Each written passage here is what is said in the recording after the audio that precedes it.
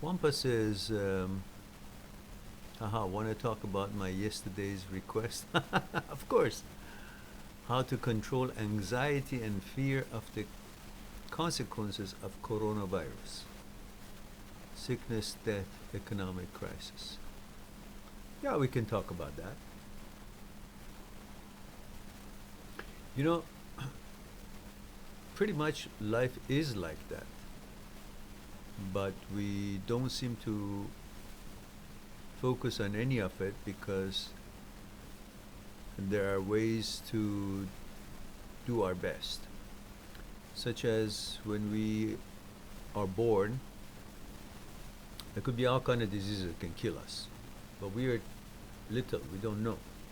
So that part we don't even notice. So there's no anxiety there. It's just dealing with the fact of whatever it may be. Then we grow up, there are all kind of shit going on around our lives. School, we don't like it, we do like it, bad people, bullies, this and that. Anxiety is always there. But then we always have a way. Either maybe tell our parents or their principals or there's something or thing tomorrow would be different. Or eventually that goes away. Then there's job. So we can lose our jobs anytime, but we don't notice it because we think we're going to find another one. We could go out of our home and we get hit by a truck or a bus or a car and we can die.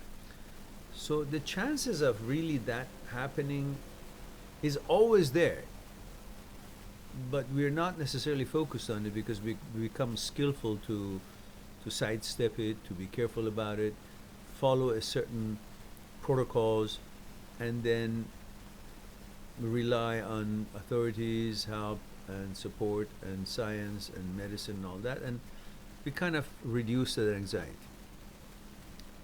So as far as the controlling the anxiety for the fear of consequence of the coronavirus being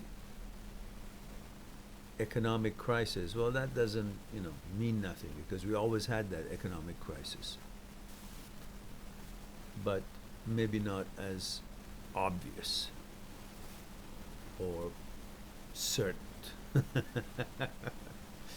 But when you put economic crisis side by side of other hazards that could be there, such as hunger or not enough food or sickness or death, then suddenly economic crisis doesn't give us any anxiety anymore because the hell with that, who cares? And there is no real anxiety about economic crisis because it's not only us, it's everybody. It's everybody. It's not like everybody having a job but we don't. So there's no shame to it, there's no anxiety of it. Nothing happens. The governments must eventually step in and I don't know, sometimes in the past we will survive it if that's the only problem. But as far as the sickness is okay, sickness and death, well, yeah, that is a concern, definitely. But the fact is, look at the chances. Chances are like about you getting sick is a possibility, not a definite, but it's a possibility. And dying is a possibility, but it's about like 3%. So in other words, if you look at 7 billion people up to now, is it 10,000 people died?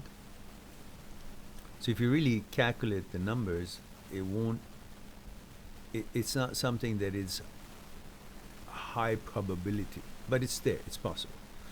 The fact that it's there and we have the understanding that it's there, that's what the bigger problem is, the fear. The fear is the problem because we always compare what it was to what it is to what it could be. That's where the problem, the fear starts. Like a few months ago, there was no coronavirus, or at least we didn't know about it. Even there was, but we didn't know about it. So, but let's say there wasn't. So we compared with now that there is, and what will it be? And so far, thank God, we're okay, or at least some of us are, most of us are. And then we compare it again with, will it still be okay? That's when the fear comes. We go through time comparing what it was, what it is, and what it will be. That's where the anxiety and fear starts. Otherwise, if we just focus on the moment, on this very moment that you and I are talking, I have my tea,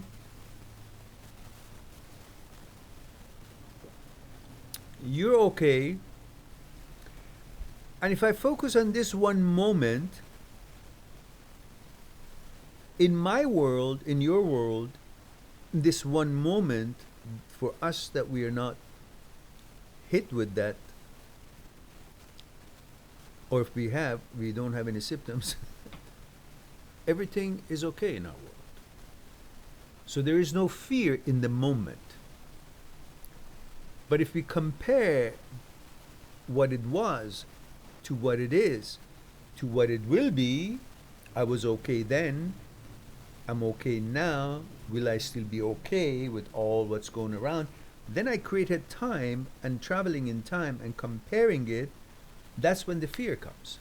Anxiety and fear comes. So where do we go? We seek refuge in the moment. We deal with this moment by moment. At this moment, we are okay. We've got to focus and cherish this moment. And the next moment, a moment passed, I'm still okay.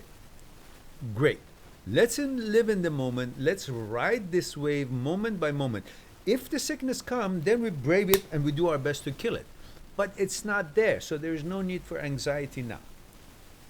And anxiety and fear really happens when things haven't happened, like now that we are okay. That's where the anxiety and fear is.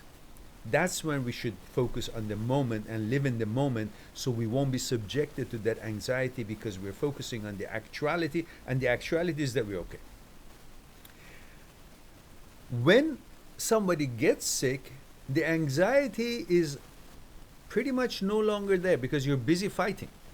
You're busy dealing with it. When you're busy dealing with something, there is no fear and anxiety. Fear and anxiety is until something hasn't happened. So usually we can say, if we are fearful of something or anxious about something, that means that what we are anxious about and fearful about hasn't happened. So in a way, being anxious and fearful, it's an evidence that everything is okay. Because if it wasn't, there would be no fear anymore. Because we're dealing with fighting. We're hopeful, we're strong, we're focusing, doing what we need to do, and get support, and then to recover. So, and about death, let's don't talk about that, because we don't know. There could be no virus, and I could go and die. That's something that is neither in my hand or your hand. So let's don't focus on as if we can alter whatever it will be. But what is real is that at this moment, nothing that we are afraid of or concerned about has happened. So let us just do our best, follow the instructions, wash our hands, stay away from people, and have mask or whatever it is, and then we'll see what happens. So let's live in the moment. I guess that's the only thing we can say. And hopefully, with everyone's power of mind, eventually we will actually kill this thing and get it off of Earth. There was a program I watched a few days ago. It was talking about that when so much electromagnetic, strong waves of electromagnetic is created around the Earth for what the satellites and all that causes toxicity in animals, people, in the cellular level, and then those toxins become whatever it has become. That was a discussion that this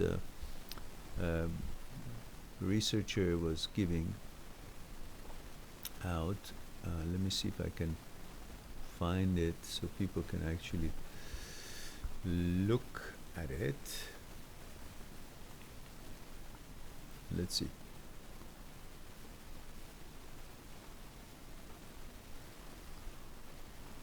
Okay, I think I put it up here.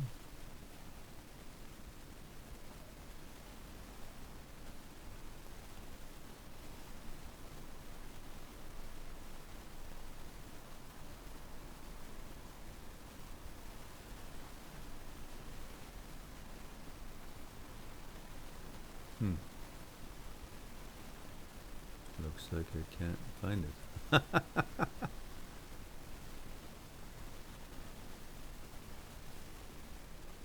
There it is. All right. All right.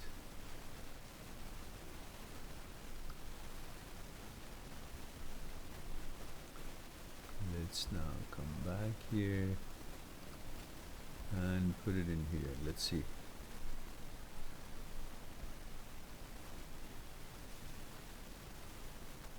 There it is. So you guys can watch it on YouTube.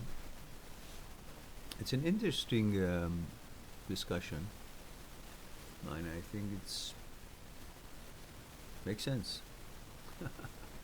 David, hello, David. How are you? Yeah, so that was a good discussion by this Dr. Thomas Cowan, MD, that discussed about coronavirus disease and how it really has started. Dr. Thomas hypothesizes that coronavirus may be history repeating itself and caused by 5G shot at the Health and Human Rights Summit in Tuscan. This video that you will be seeing, it was shot at Health and Human Rights Summit in Tuscan, Arizona, Tucson, Arizona, on March 12, 2020. And so you might want to enjoy watching what it says. I thought it's quite interesting. And Paris, Santiago. Hello, Paris. Paris, but in Los Angeles. 31. So I thought we can have a gathering to keep our mind off of the subject, or if there are things we can share about this, what's happening in your area and yourselves, and how we can cope with it, which we just finished talking about that. Anyhow, everything is closed, everything is shut down, and so what better than maybe chatting with some people around the world, and perhaps we'll be keeping each other company.